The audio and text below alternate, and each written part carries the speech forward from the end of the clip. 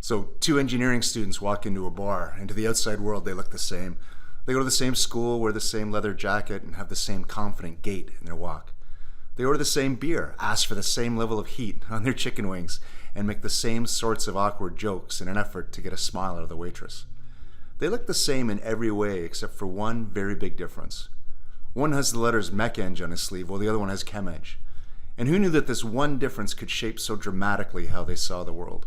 Who knew that what the professors and the textbooks were teaching them could lead them to such a different perspective?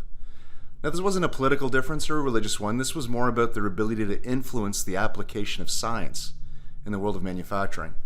This was how they would approach opportunities to improve the processes at their respective employers. So while enjoying their beer and their wings, the topic of control came up. Our mechanical engineer said confidently, a process is in the control phase when you're no longer babysitting it. It's in a state where you are able to walk away. It maintains its position, not reverting to the way it was before. It's DMAC: define, measure, analyze, improve, control. The chemical engineer disagreed. He said, a process is truly in control when you are measuring and adjusting based on the changing inputs to the process in order to ensure that you get a very strong and consistent output. Control is an active activity versus the walk-away ideal you describe. So which is it? Is the definition of a process in control an active state or a passive one? Is control an exercise in engineering something so well that you can walk away from it? Or is the reality that you have to be actively managing and adjusting the variables that can negatively impact the part you are making? Like most things, it's never black or white, and both extremes are unrealistic in the real world.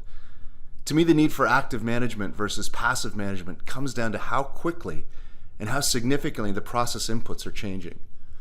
If a process input is variable and dynamic, it needs to be tested, measured, and adjusted more often than a process input that is stable. Our goal as engineers comes down to building as much stability into our processes as possible. Eliminating variability is the heart of Six Sigma. So why does a mechanical engineer have such a different perspective of control than a chemical one? Well, maybe it's the types of processes and the types of applications they get involved with. Maybe the process inputs they deal with are more stable by their very nature, dimensions, position, movements, etc., versus the inputs that chemical processes tend to deal with, temperature, pressure, flow.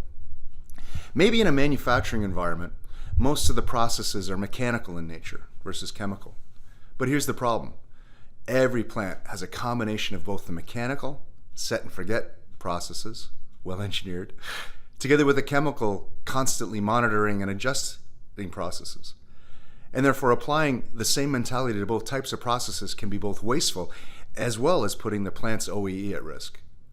Applying both perspectives of control is critical if the goal is to eliminate reactive activities while reducing the total process cost. So what actually happened when two engineers entered the bar? Well, same as ever, they had fun, they got a little too loud, and they stayed up way too late. But they also gained a great new level of respect for how the different disciplines approach the problems they're looking to solve. But the problems really started when the third engineer showed up, a double E.